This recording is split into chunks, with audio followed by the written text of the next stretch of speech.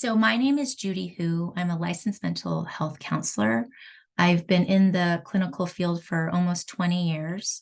So as a trauma therapist, I've done a lot of learning and internal work. And so now I am no longer practicing therapy the way that I was trained as a therapist, because for me, right, speaking from my experience, the therapeutic model is based on oppression and white supremacy. So what I've learned as a therapist, especially the pandemic, it was really, really hard. It broke me, but it also broke me open. It woke me up from this long, long slumber. And so what I realized was that insurance companies only want the clients that I serve to just get well enough to go back to work. They actually don't want to fix anything, because a tired and ill person is going to be much more lucrative for the system than someone who's resourced and willing to fight for what they really deserve. And so I've shifted to what I call boundary coaching, because the work that I do is I help people heal their boundary, their psychological and emotional boundary. And then I also teach them how to communicate and advocate for themselves and other people in non-violent ways. And what I've noticed is as we heal boundaries, the mental health diagnoses fall away, because they're symptoms of a larger thing that's not working. So one of the main things I tell everybody I work with, I'm going to tell you too, there's nothing wrong with you. There is nothing wrong with you. There never was. The society is built on certain narratives that don't serve the majority of the people, 99% of the people. Okay. So there's nothing wrong with you. So as we go forward, I just want to make sure that we're all on the same page about what is a microaggression. Just want to make sure. Okay.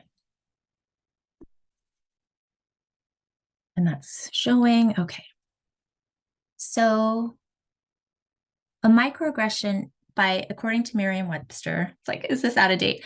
A comment or action that subtly and often unconsciously or unintentionally expresses a prejudiced attitude toward a member of a marginalized group, such as a racial minority or a gender, like non-binary folks, like so folks who have historically not had a lot of access to power and privilege. Okay. According to Kevin Nadal, a professor of psychology at John Jay College of Criminal Justice, microaggressions are defined as the everyday, subtle, unintentional, and oftentimes unintentional interactions or behaviors that communicate some sort of bias toward historically marginalized groups. So the difference between microaggressions and overt discrimination or macroaggressions is that people who commit microaggressions might not even be aware of them. So something I just posted on TikTok was the inability for a ceasefire, and people who say that they're too tired to keep track of this are microaggressions.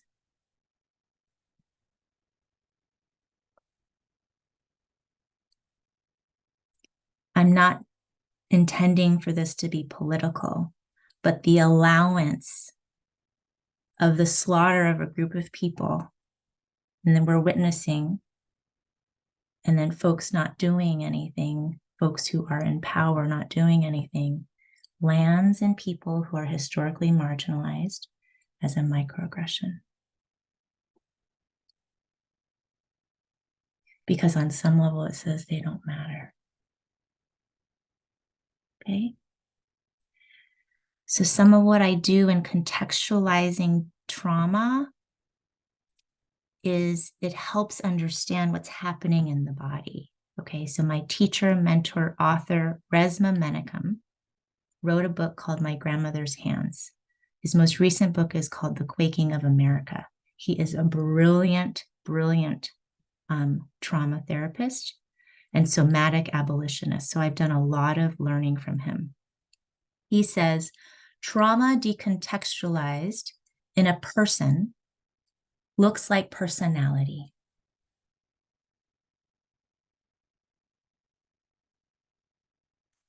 So say I have had like a physical assault and now I'm anxious about going out.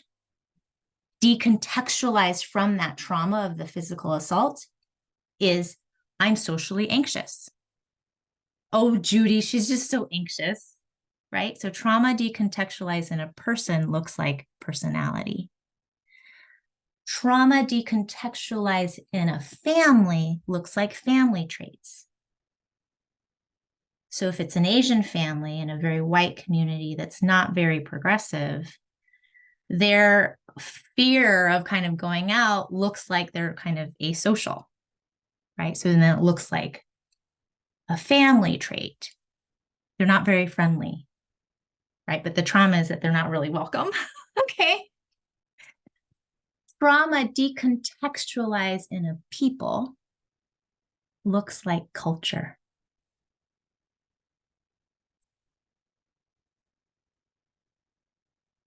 Women were recently denied again right to their bodily autonomy.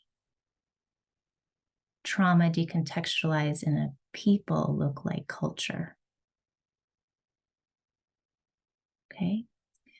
So in contextualizing the trauma, we then understand why we've adapted the way we've adapted to not be our full selves. And that knowledge gives us power to, oh, I believe that. I don't believe it anymore. Let me rewrite my narrative. And then slowly the body catches up to that new narrative. And then it directly impacts how I show up in the space and with other people. Because if I know I matter, I don't need anyone to give me permission to take up space. Right? And if I know that I matter, I won't oppress someone else to make sure they know I matter. Right? So in times like these where the world is like on fire, I always try to focus on what can I do with what I can control so I can stay hopeful and grounded and continuing doing the work that needs to be done. Just because it's not our fault does not mean it's our responsibility. It is absolutely our responsibility. And I'm just calling folks here to say, let's start with like, how do we manage microaggressions, or when we say something or when we receive something that's harmful, okay? So for me, the goal in this community gathering is understanding that managing microaggressions is about seeking justice without degrading anyone's humanity, including my own.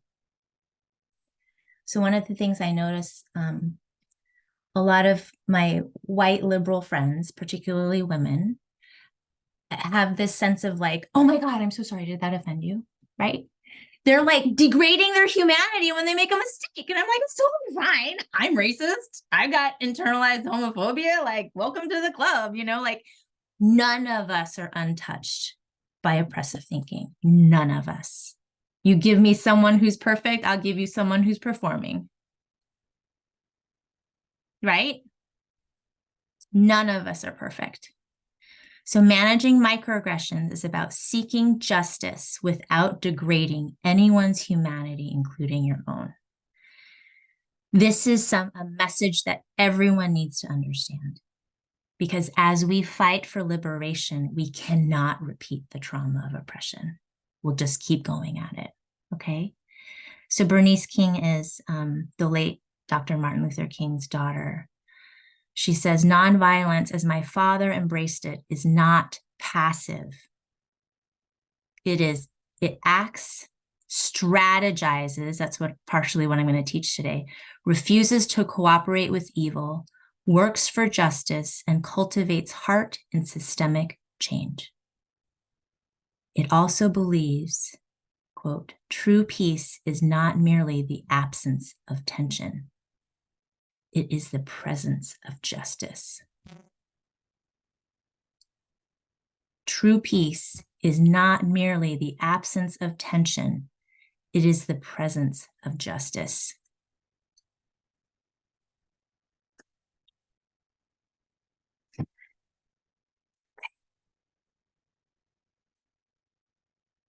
So, the foundation of everything. You matter. The person next to you matters.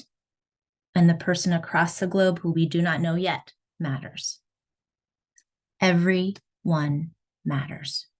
Okay. Every single person, regardless of age, gender, class, race, ability, mental health status, sexuality, achievements, appearance, housing, location, immigration status, nothing impacts value. So every single person is as valuable as any other person on this planet.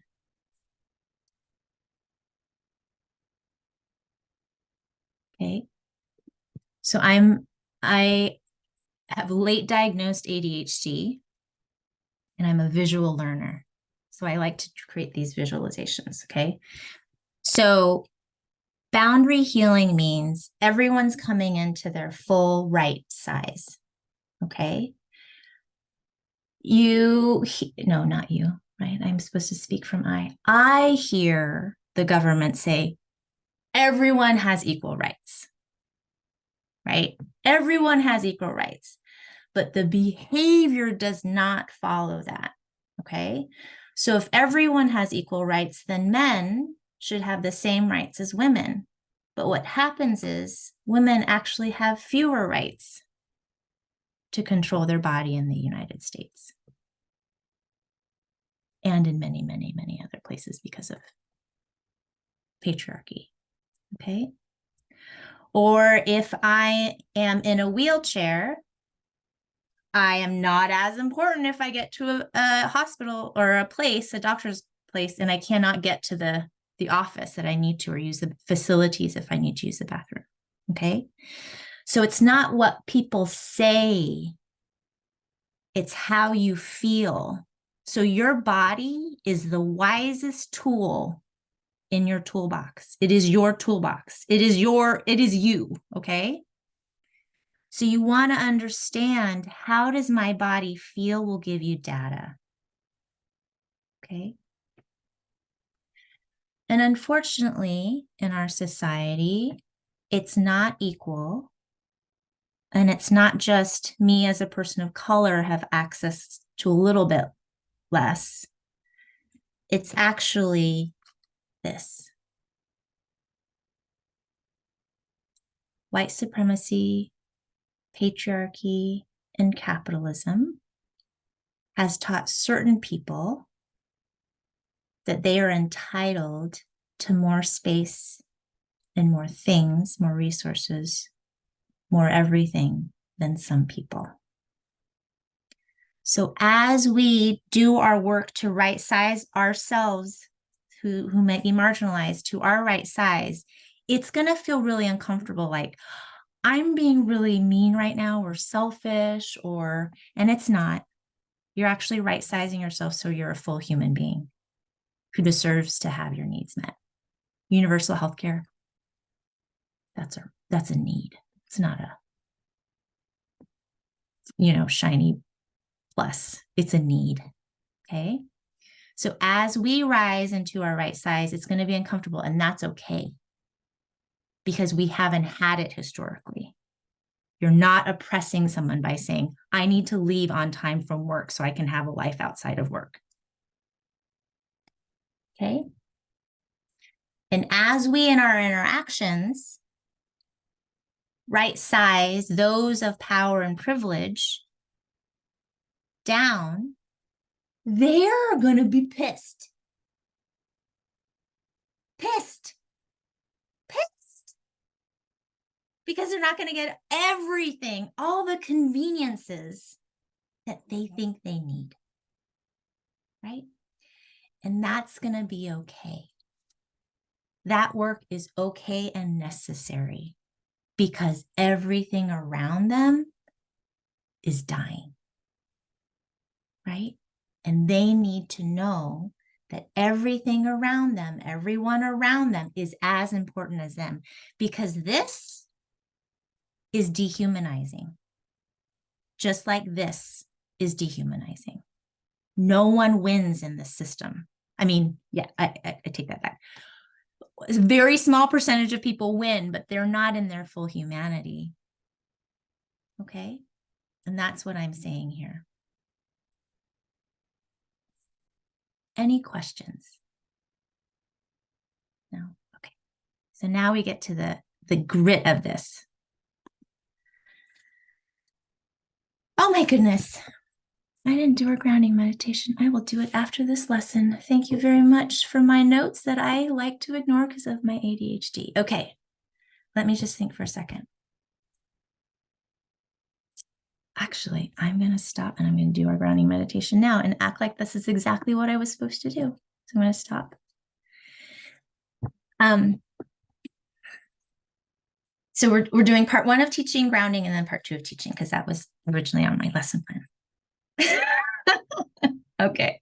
So now everyone who's here, just like start to just settle into your body. Okay.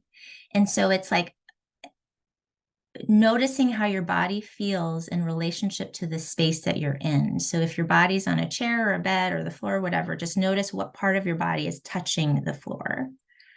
Okay, and you might want to shift around to actually see the, like, notice the parts of the skin or how that feels, and then you pause. And then the part of you that's touching the floor, I want you to imagine roots, okay, growing down through the floor, down into the earth. And then as it reaches the earth, imagine the roots growing deep and wide.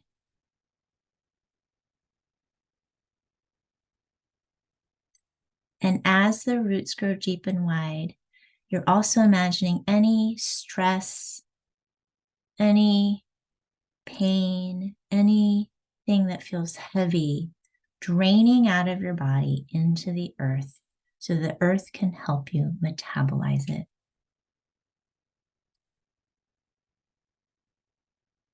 And as that drains out of your body, I want you also to notice what it feels like to be rooted in the space to the land.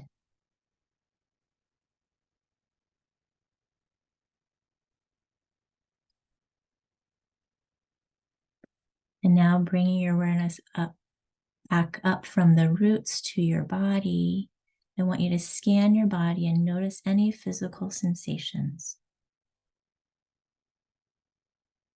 And then just keep scanning up, and you can adjust your body if you need to, or take a deeper breath into that spot.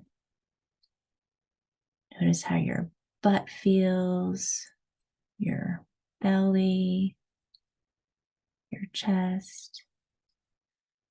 Maybe take a breath down into your belly.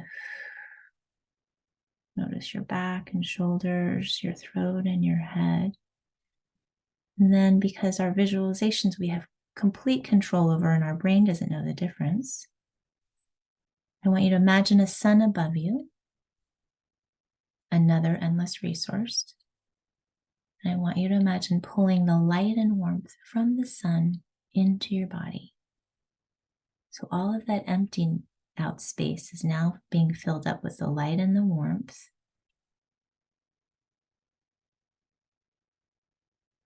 And energy. And as you fill up your physical body,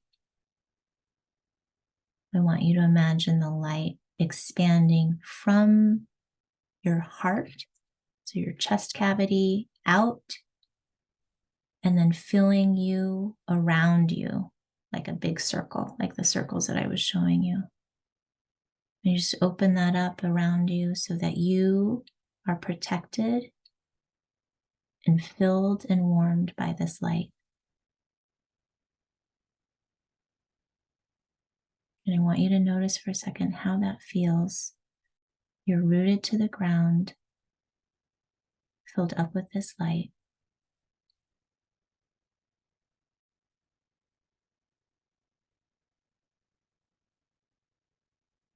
And then in your mind's eye, if you would like to imagine that you sense the other people on this call also rooted to their spot, wherever they may be in the world, and that we are connected by the land of the earth and filled up by the sun that shines on all of us.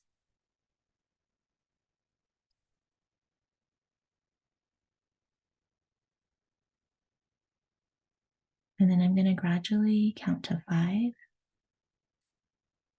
So you want to pull your awareness back from those around us in other parts of the world, back into you and your circle. 1, 2, and then you're going to bring your awareness back to your body. 3, and then you're going to wiggle your toes and your fingers. 4, and then you're going to open your eyes. 5, and then you're going to do what's called orienting. So you're going to just slowly look around the room. And I want you to twist from one hip and look behind your body for any doors and windows. And then you look around very slowly, just take in the objects around you. Remind you that you're in a space, the space that you're in right now. And then look over your shoulder.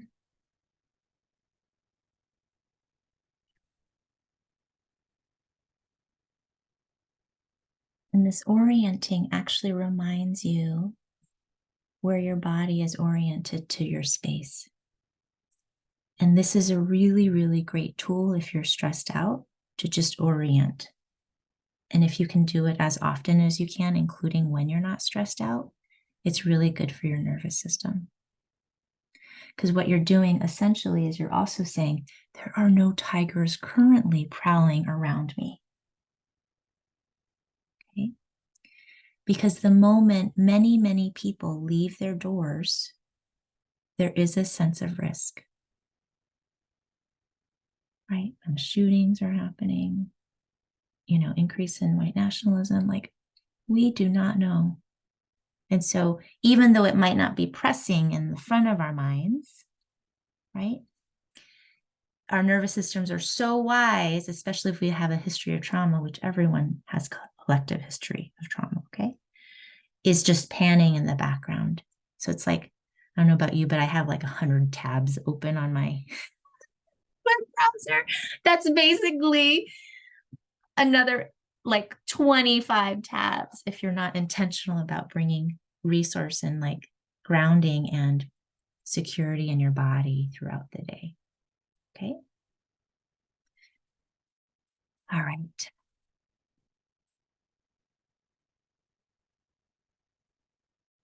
Let me share the screen again. So now we're going to go into the nitty gritty. Okay. If anyone has an example of like experience of a possible microaggression or something that you might have said or whatever, you feel free to put in the chat. I'm going to give some examples in case we need to, but I'm going to give us the framework first.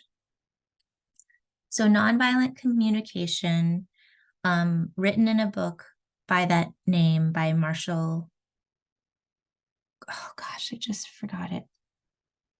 Rosenberg, the late Marshall Rosenberg. And feedback wheel was a term coined by Terrence Rio. Okay, so nonviolent communication is on the assumption that every single behavior is trying to get a need met. So rather than viewing behavior as representative of the person, it's understanding we're looking for the behavior and what the person's wanting, including especially our own. What is my behavior communicating? Okay. So these are like shorthand, what we have to assume in order to do this well. Not perfect, just good enough. Okay. Everyone is inherently worthy. So that's what we talked about at the beginning. Every single person, even if they make a really bad mistake, they are still worthy. Okay. We assume also that we are all allowed to make mistakes because we are human, and that is what we're supposed to do. And mistakes or harm do not diminish our worth, nor does incredible success or martyrdom. Okay. Safety is more important than comfort. This is really, really important. One person's safety is way more important than another person's comfort. We're talking a need versus a want. Okay. A need is safety, a want is comfort. We're always going to assume good intentions, meaning assume everyone is doing the best that they can. And that does not mean you need to settle for this behavior or accept it as appropriate. Okay. But assuming that they are doing the best that they can within the context that they're in is going to help this conversation. Because then you're not in attack mode. Okay. We have a right to have our needs met, and no one is entitled to their wants at the expense of another. So it's, again, even just, so sometimes when I'm in an interaction with someone, I'll just like imagine these like circles coming up. And if this person's like this size, I imagine them shrinking down, whether they know it or not. Or if I'm this size, I imagine myself shrinking up. Or if I get into this size, I have to be like, oh, slow down, Judy. Please do not annihilate this poor human being who just caught you on a really bad day. Okay. The other key is really avoid criticism or complaints because it just triggers people. We're all sensitive to being imperfect because of the socialization that we've all received. Instead, you want to make clear, specific requests, and I'll guide us through that. Okay. You're going to have the intention to share to be known. So me and my boundary, right? I'm in charge of regulating my emotions as an adult. Children are different. I'm in charge of regulating my emotions. How I feel is my responsibility to manage. Okay. And I'm in charge of figuring out what I want and what I don't want, what I like and what I don't like. Okay. And I'm also in charge of how I communicate that request to the other person. So making specific behavioral requests increases the chance you'll get what you want or need. Identifying a criticism or complaint often puts the other person who you're trying to engage in a conversation with into their defensiveness or their victimness. Okay. And so the intention is to keep them in their right size, whether they choose to or not, by speaking to them in this way. Okay. And so when I share to be known and not to be right, I am letting this person go, oh, this is how I perceived it because of my history and my context. Is that what you meant? I had no idea that it offended you. Yes, can you please stop using that word? Or please stop asking me where I'm really from. Okay, thank you for letting me know, right? Because I'm stating a specific behavioral request. Use I statements because I'm going to have a very different experience than anyone else, so I should not be speaking for a group of people. Okay, and I'm also going to listen with curiosity and an open heart. Because curiosity means I'm in my prefrontal cortex, which is my fully resourced part of the brain. I can see nuance and I can consider other people's experiences. Okay.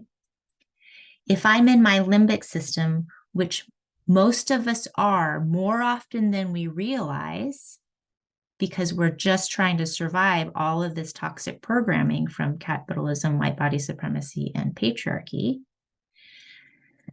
then our resources are very small and our viewpoint is very narrow because we're just in fight, flight, or freeze, fawn.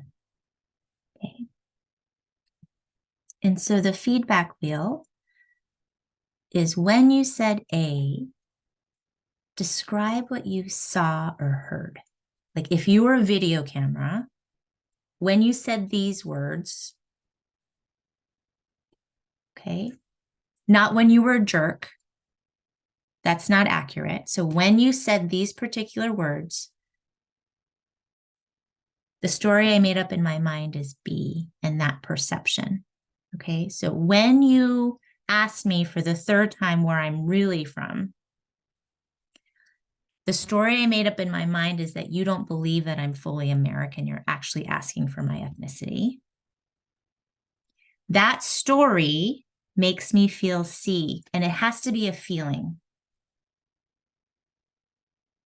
So feelings are generally like sad, mad, scared, happy, excited. Those are the feelings that you want to name. I need D is a specific behavioral request. I need you to stop asking me where I'm from and ask me what my ethnicity is, if that's what you want to know. Okay.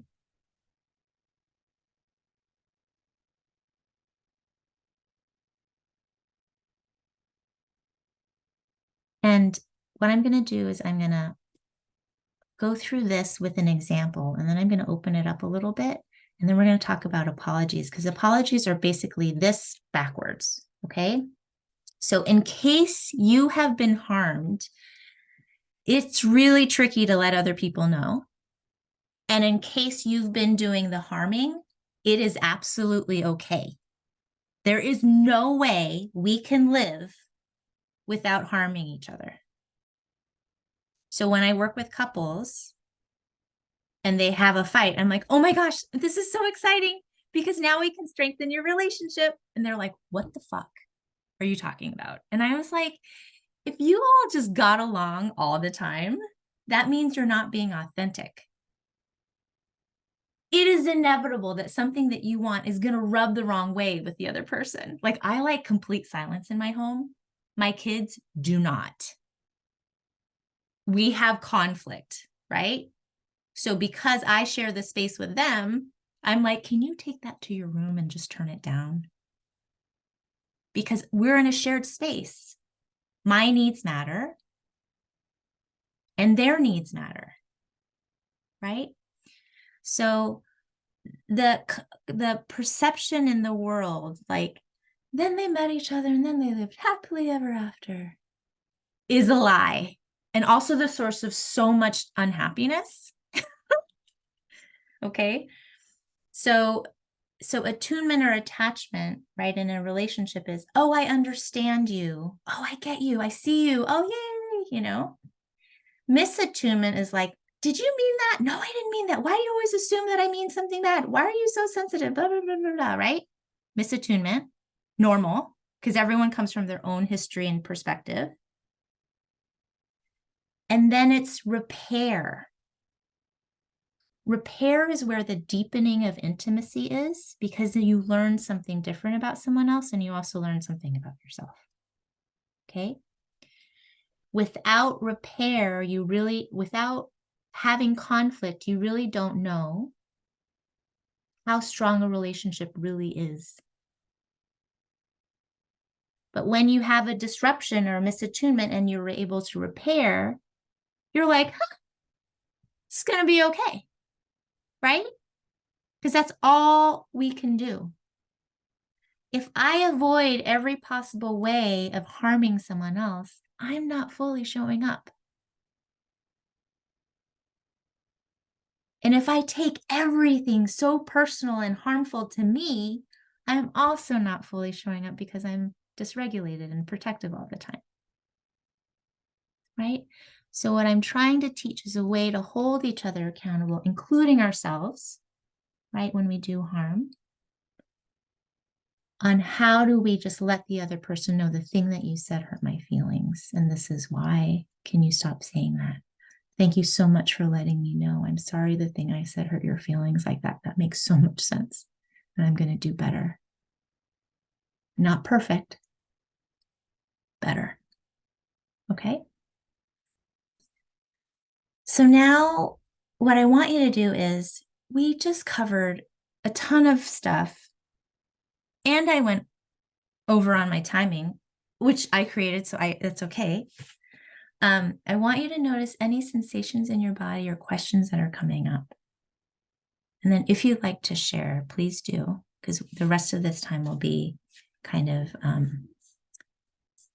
checking in, and also like how to do it if someone has a scenario or something that they want to share about their experience right now. I have a friend who, in the summer, she started a new job. Mhm. And this friend is very outspoken. She's also a Black woman, and she was kind of going through some sort of training with her boss. And the boss, it was mostly like a misunderstanding, if you will, where the boss and You my have to give me the background of the boss. the boss is a white woman. White Um, woman. Okay. also So the reason why I ask these questions is because I then create stories. I don't know the truth, but I start to create stories about access to privilege and power. right. Because access to privilege and power is important when we're dealing with and communicating with each other. Because Sure. Yeah. let us not be naive Hmm. and think we can speak our truth in any scenario and not be punished for it. Right. Okay, go ahead. Exactly. Yeah. So yes, during this training, it wasn't a argument. It was more of a disagreement on how to handle something. Mhm. And my friend was trying to voice her side of the situation. And the boss was like, whoa, we've got to stop this conversation because now you're yelling at me, you're arguing with me. And my friend felt like it wasn't the situation. She just felt that she was trying to voice her side of what she was understanding from the situation. Mhm. Mhm. And the boss took that as her being aggressive or Mhm. upset. So, yeah, and they've had a lot of conflict. So now I want you to notice, Tia, you brought in some context. I want you to go into your body and tell me any physical sensations you have in your body. Yeah, I feel very tight, like it Where? in my chest, in my Okay, just chest. put your hand there. And anyone who's on the call also do if you want to, because when we witness someone else's story or experience or exploration, we can get some learning from it too, okay? Okay, so feel into your chest. What is the emotion there? Anger, Mm-hmm. frustration. Mm-hmm. I think mostly anger. Mm-hmm. Okay. So anger is protective. I want you to grab something you can twist, a pillow, a towel. Do you have something, Tia? And other people, this is a really fun exercise I invite you to. Do you have it, Tia? So just grab something you can twist. Yes, got a pillow. Okay. So now what you're going to do very, very slowly, okay, we're animals. And if we're in a threatening situation, even by proxy of our friends, we feel that threat or wanting to protect. And oftentimes we have to cut it off because if we can't do something about it, right? Like the gun laws kind of thing. And so what I want you to do is now very slowly, you're going to twist it. And while you twist, Tia, and everyone else who wants to try, you're going to bare your teeth and then just pause at the tightest place. And then you're sending all of that frustration energy out through your arms into that towel. And then you're slowly going to release it. And then relax your hands in your lap and just wait. And then notice any changes and tell me what you feel.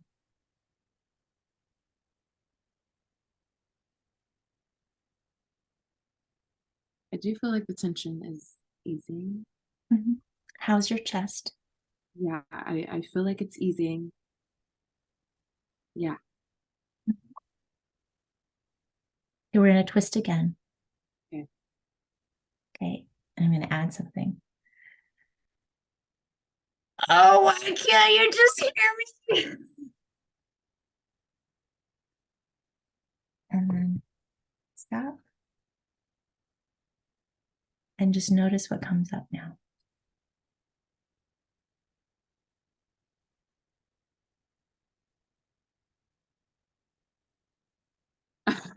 I feel more emotional now. Like I feel like Yes. Yes. Where do you feel that emotion of crying? mostly like in my throat. Good. I want you to put your hand there. And it's like, you can even like with one finger, like your thumb, just stroke. Okay. What's the emotion? I think sad. Sad for Yeah. my Sad. Sad for my friend. Sad for all the, I'm going to add something. I want you to see if it resonates. Sad for all the Black women who cannot speak their truth because they are afraid of being accused as aggressive and then losing their livelihood by losing their job. 100%. 100. Now I want you to notice what happens in your body.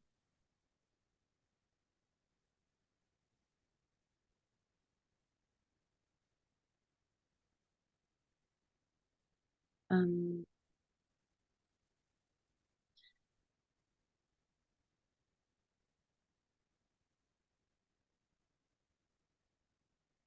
Make sure everyone, you're breathing, okay, deep into your belly, because I know this doesn't resonate. It's not just Tia. This resonates for many people. So if something's coming up, just let it come through you.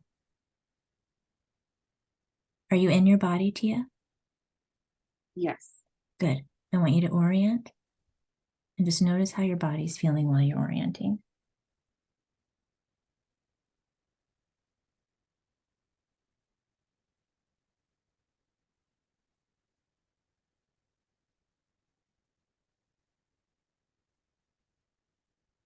Is there tightness still? No. Okay. Now I'm going to analyze this, okay?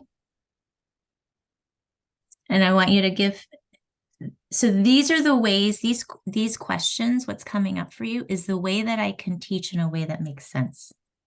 All of this is like talking until you see it and feel it in your body, okay? So this is the goal. This is what we're told it is out in the world. But your friend, who is a Black woman, was hired in a position, and I'm going to assume that she's used to feeling and being treated like this, and she's trying to be like this, right? Especially if the boss or the company is like, we value diversity, we think you know, blah, blah, blah, right? So she thinks she's going into a situation like this. And so she might fully show up and say, oh my gosh, that was kind of, I didn't like how you said that, right? This person thinks that they're doing this, but what they're used to is doing this. And so when she is doing this, he perceives her doing this and antagonizing and being conflictual and aggressive and not a team player. Does that resonate? Totally. Okay.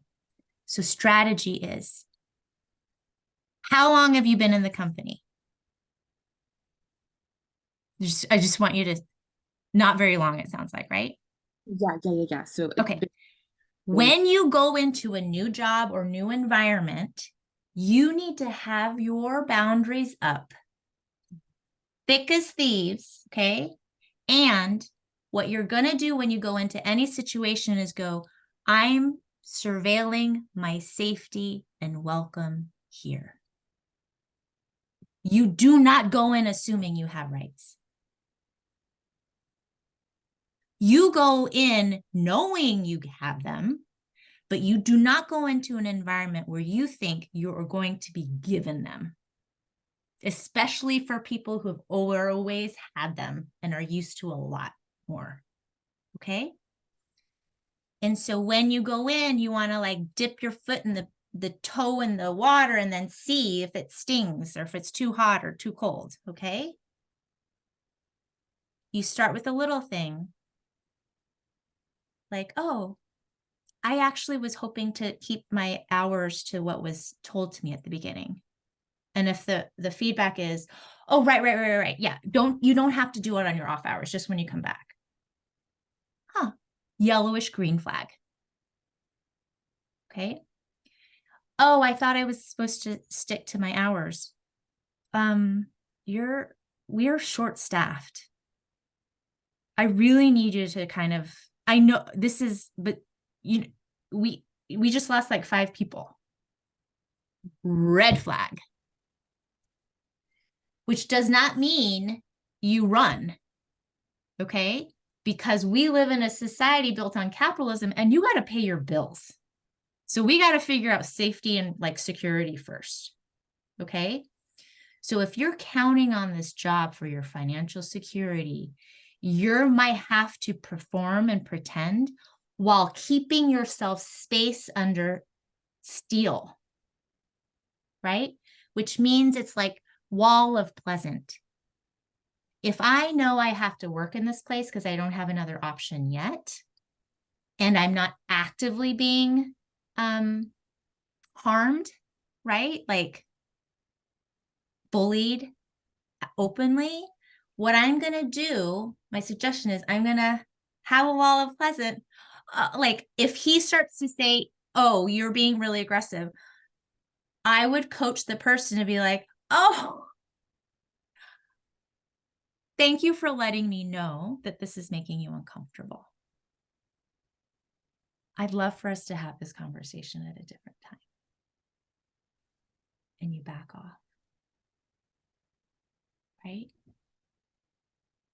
Because, and then you just, so you create safety for yourself, right? And then you see what happens the next day if he's able to approach you and be like, or you can have a conversation. He's not like ignoring you or whatever. Then you can try a little bit, right? But you have to assess for safety first before you use this feedback wheel of like asking them for something authentic, right? So it might be, oh, thank you for letting me know that you are upset, like uncomfortable with this. It was just when you said that thing, the story I made up, which is based on my own history and experience in this body as a Black woman of, Black woman. And that story, my experience in my body, is it made me feel, whatever, misunderstood.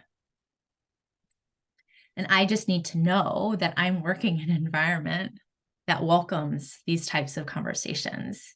And I trust that we will be able to do that once we know each other a little bit better. Right? So you're saving his face and you're also expressing, I expect this to be better. Yeah. Does that make sense? And then if there's retaliation,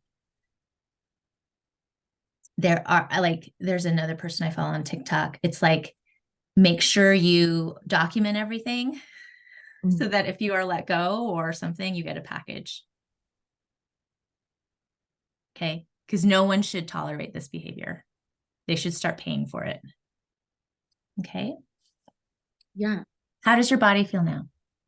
Honestly, I'm still just like, even just when you were like, I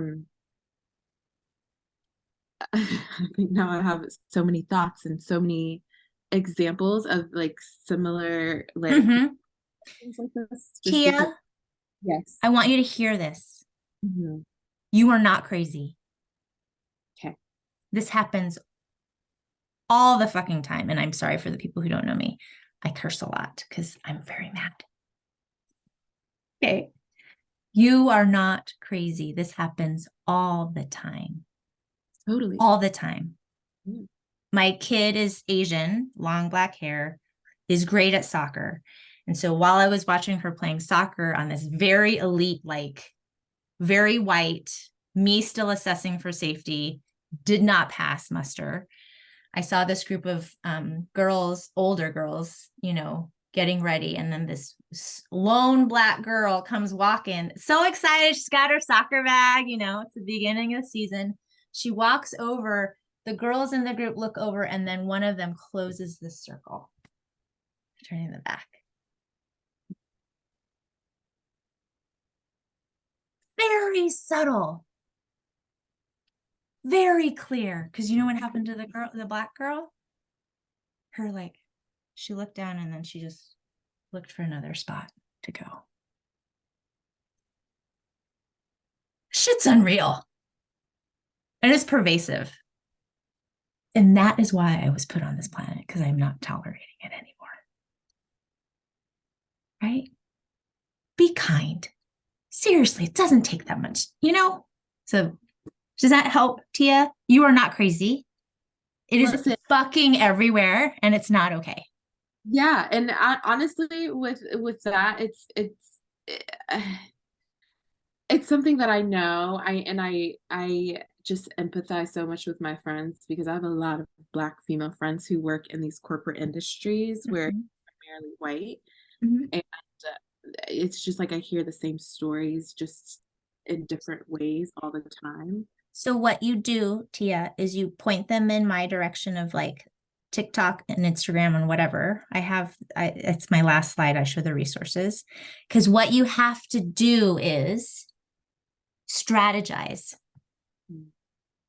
So part of this, always embedded in the work that I do, is what is the strategy for how to get what you need from this system as it is right now, while slowly undoing it. If we try to burn it down right away, we're going to get stamped out. But if we can infiltrate and try to like be human with other people and call them into their full humanity and understand and also give them a chance to do better and be better, we're going to figure out who's safe and willing to do the work. And we're also going to figure out who is not safe and not willing to do the work. But at the same time, you need to get what you need and what you deserve. And that means you have to do it strategically. Okay. Yeah. I'm going to open up the time for the other folks who are here if you'd like it. Anyone have anything coming up for them?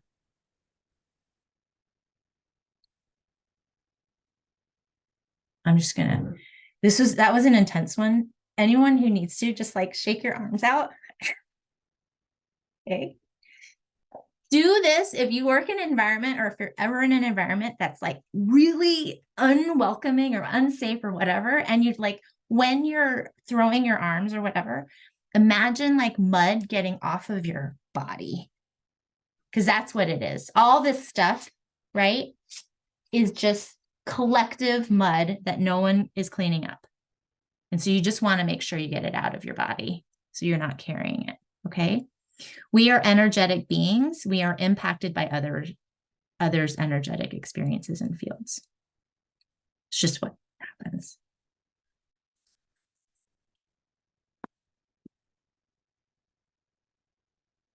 I switched to slide doesn't mean you cannot check in. So does anyone have anything that they want to share of what comes up? Doesn't have to be like an example, just what's happening in your body right now being together.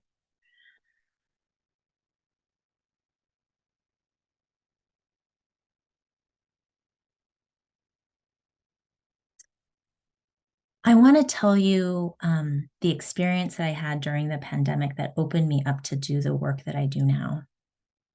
So during the pandemic, burned out therapist, trying to like bandage the wounded, just like everyone was falling apart. And so I started all of these support groups. And one of them was for moms with children of color. And I was trying to like give them the tools to have conversations around race and how to protect their kids and blah, blah, blah.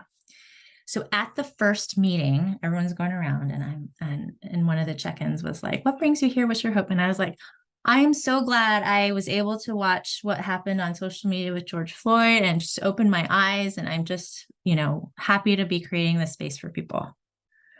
And one of the other women, Black woman, who's a dear friend now, because we had a rupture and we repaired it, right?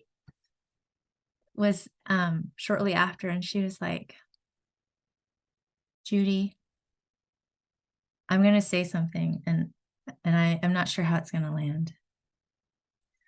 When you said that it just opened your eyes, I noticed feeling really frustrated because this has been going on for a really, really long time. And so while I'm glad you're doing this work now, I just feel really tired in my body. And at that point, thank whoever gave me the energy to stay like not defensive or throw myself under the bus. I was like, thank you so much for letting me know how my words impacted you. I understand that what I said made you feel sad, tired, and angry. And I'm so sorry for that. And I will go and learn more and do better. And then we moved on. That is all we can do. When we make a mistake, we hold ourselves accountable. Remember, our value does not diminish, nor does the person who harmed us, their value diminish. We learn from it and we move on. If I don't engage authentically and make mistakes, I will never grow. And I want to grow. It's uncomfortable, but it also means when I'm at discomfort, it means I'm growing past a certain edge that I'm very used to. Right? And so for authentic apologies and holding ourselves accountable, the frame is similar to the nonviolent communication of the feedback wheel. You know, when you did this, story I made up is this. That makes me feel this. Here's my request. So the apology is, thank you for letting me know that what I did or said, and then describe what the person shared. Okay. And that made you feel whatever the emotions were. I'm sorry that and then you kind of want to reflect back their experience. What can I do to make it better between us? Or I'll go and learn this on my own and make sure I do better.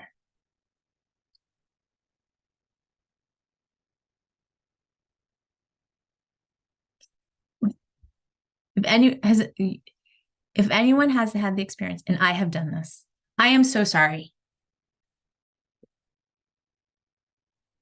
Lands very, very differently than thank you for letting me know what I did and said, and that it made you feel this way.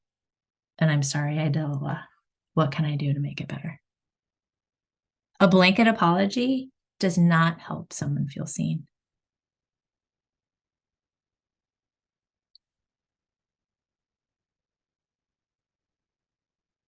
Any questions or things are coming up for other people? We have 14 minutes together. So in case there's something on the tip of your tongue, you can write it in there and only I will see it if you have a question, or you can, I think you can unmute yourself.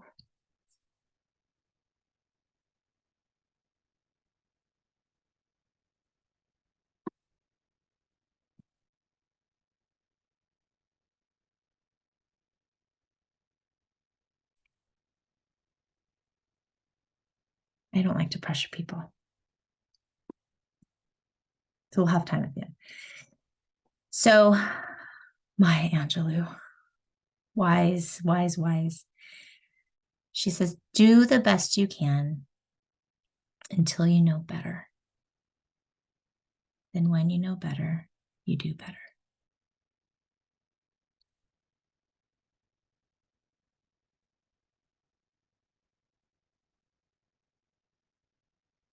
So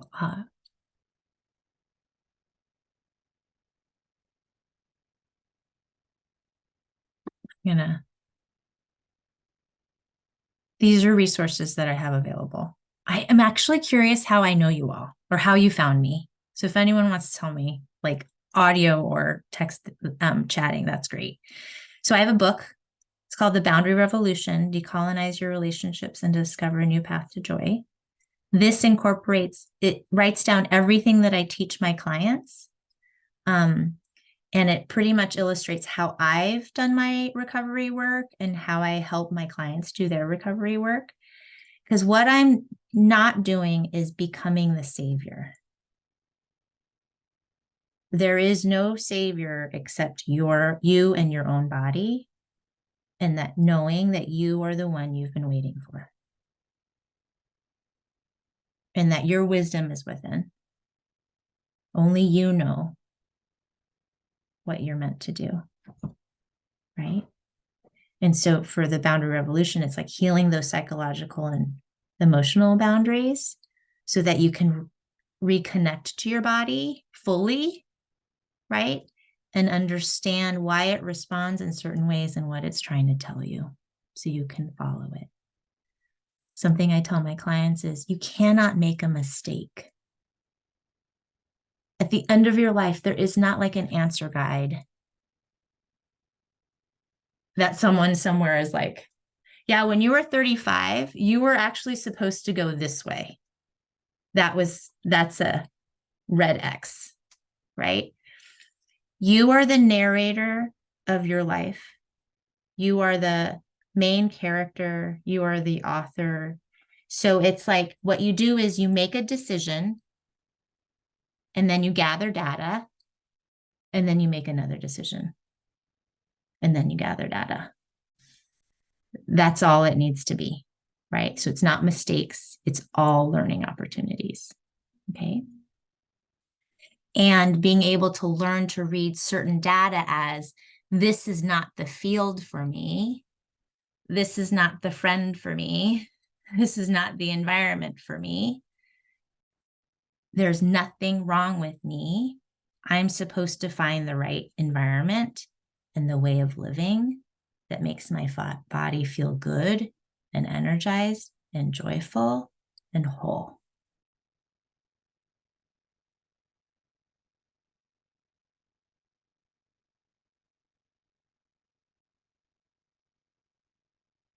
And so I also have spots for one-on-one and couples coaching. And then I have a breaking free group.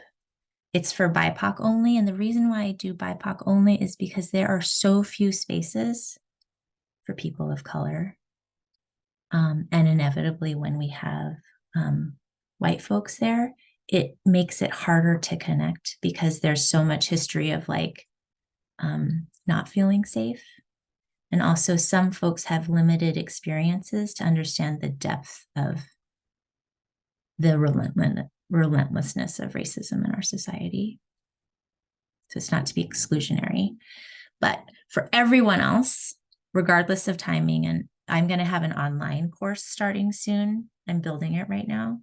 And I'm hoping it'll come out in February so people can do the work on their own. And then they're going to have a group space like this where everyone can come together and ask questions around what they're learning and also what's coming up for them.